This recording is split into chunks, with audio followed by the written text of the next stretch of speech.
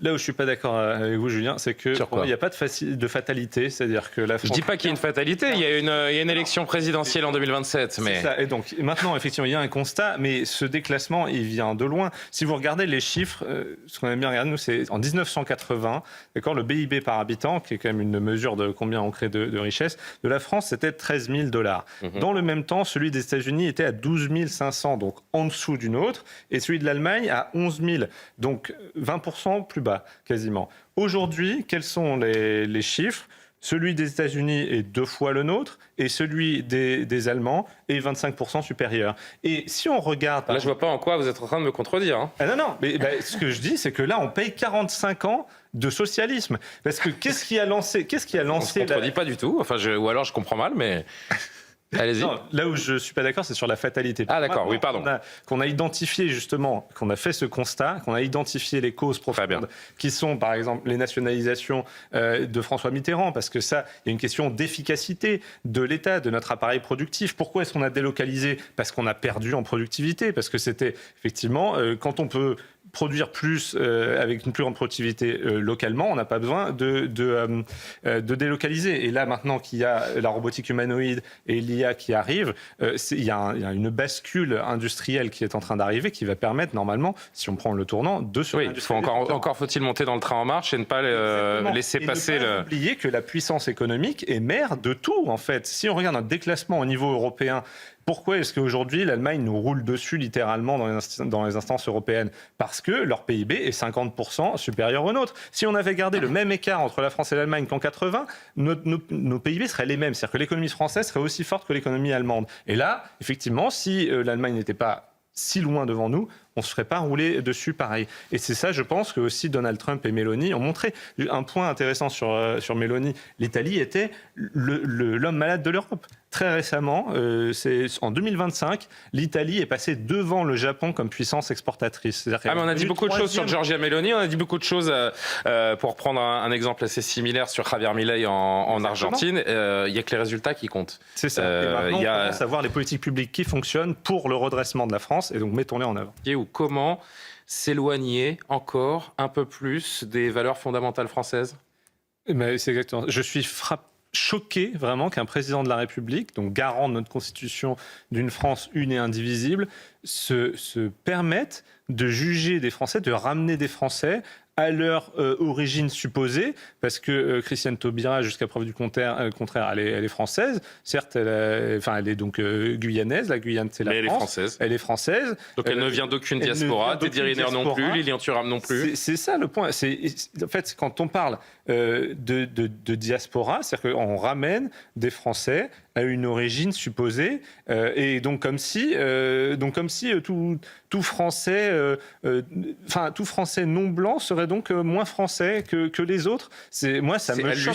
C'est hallucinant de pouvoir dire des choses comme ça et que ça vienne du président de la République. Parce qu'encore, ça venait de Jean-Luc Mélenchon, on ne serait pas étonné, mais là, ça vient du président de la République. C'est la mort de l'universalisme français, c'est catastrophique, et d'autant plus ici, vouloir en faire un vecteur de diplomatie, mais c'est ridicule. Et d'ailleurs, souvent, justement, les Français issus de l'immigration, quand ils retournent dans les pays dont leurs parents ou eux-mêmes sont d'origine, ils sont considérés comme Français. Bien sûr. Voilà, donc ce qui prouve bien que leur demander d'être les ambassadeurs de France dans d'autres pays, il n'y a rien qui va. C'est de la déconnexion totale, en fait. C'est la définition même du macronisme depuis des années, c'est la déconnexion. Et donc reste la seule hypothèse plausible, c'est que c'est pour caser les potes, encore une fois.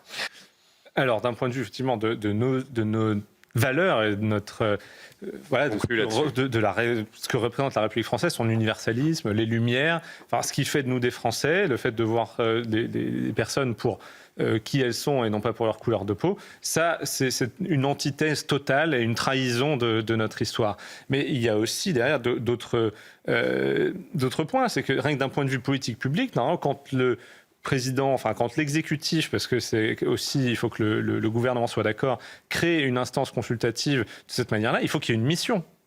Quelle est la mission de ce haut commissariat à la question qu'on pose en bas de l'écran et je n'ai pas la réponse. Voilà. Donc promouvoir l'idéologie diversitaire, c'est la seule réponse possible. Donc c'est cette idéologie diversitaire où les Français quand même et l'Europe en général disent non de manière massive, plus en fait plus les gens n'en veulent pas et plus on leur en resserre. Voilà, donc là, et ce qui va être très intéressant, c'est de voir si dans le cadre du projet de loi de finances, donc le budget à l'Assemblée nationale, il va y avoir quelque chose qui va être introduit ici, un amendement pour financer ce haut commissariat. Oui, parce qu'on a beaucoup parlé du fond, mais sur la forme... Voilà. Parce qu'il faut que le Parlement aussi vote des crédits pour... On se demande combien ça va coûter tout ça. On se demande combien ça va coûter et on se demande aussi qui va voter. Parce que là, pour le coup, peut-être que ça va voter ensemble, de LFI à gauche. À Renaissance, où là, il y a une majorité. Non, on n'est pas surpris, mais on arrive quand même parfois à sourciller, tant ça paraît aberrant. Non, mais à chaque fois qu'on pense qu'ils ne peuvent pas aller plus loin dans l'outrance, ils continuent à creuser. Non, mais avec Mélenchon, de toute façon, c'est Orwell tous les jours. C'est un renversement de valeurs permanent et total. Ici, il a redit ce qu'il avait dit dans sa première réaction sur le Venezuela en parlant d'invasion. Excusez-moi, mais et ils sont où les soldats américains sur le territoire vénézuélien? Enfin, c'est aberrant de parler d'invasion. Il faut rappeler quelques faits qui sont quand même importants de rappeler. 2024, Maduro perd les élections. Il perd les élections. Un tiers de tiers. Contesté par l'Europe d'ailleurs aussi. Mais non, mais il n'y a que 4 pays au monde qui ont reconnu son élection. Que 4 pays. L'Europe considère Maduro comme un président illégitime. Tout le monde considère Maduro comme un président illégitime. Il s'est accroché au pouvoir alors qu'il a perdu les élections. Donc, il n'a aucune raison de bénéficier d'une quelconque protection en tant que chef d'État, puisqu'il n'est pas chef d'État. Donc, parler ici d'invasion, c'est le renversement de valeurs est total. Et sur sa stratégie, bah oui, c'est sûr que là, c'est assez... étonnant parce que en vue de la présidentielle, et on avait bien vu lors de son intervention devant la commission d'enquête parlementaire sur les liens entre les partis et l'islamisme, qu'il avait donné une image assez polie, mais sur le fond, il n'avait rien lâché. Il avait bien dit, par exemple, que l'islamisme quiétiste n'est pas très différent de sa conception de la laïcité. Il avait critiqué, par exemple, les Émirats arabes unis, qui ont récemment dit que, oui, en Angleterre, par exemple, il y a un vrai problème d'islamisme dans je veux dire, à l'aune, encore une fois... C'est ça qui est fou. Oui, et en fait, ce que ça veut dire, c'est que au moins, pour les électeurs de droite, le Front républicain est mort. C'est-à-dire qu'aujourd'hui, entre une personnalité de gauche et une personnalité du RN, un électeur des Républicains va très probablement, en tout cas en grande partie, si on le voit, voter pour une personnalité RN. Donc en fait, l'union des droites, elle va se faire finalement au deuxième tour, au niveau des électeurs. Et maintenant, la question qui se pose, effectivement, c'est... quoi en faire? Est-ce que vraiment on souhaite avoir une candidature d'union comme il peut y en avoir à gauche? Je ne suis pas certain. Par contre, ce qui est vrai, c'est que si vous regardez les intentions de vote et si vous faites un peu des scénarios pour la présidentielle, le vrai risque, ce serait que le candidat RN ne se retrouve face à un candidat de gauche au deuxième tour. Et avec là le risque, effectivement, qu'un candidat de gauche puisse passer, alors que la France est quand même à 70% maintenant plutôt à droite, en tout cas si on compte la droite et le centre.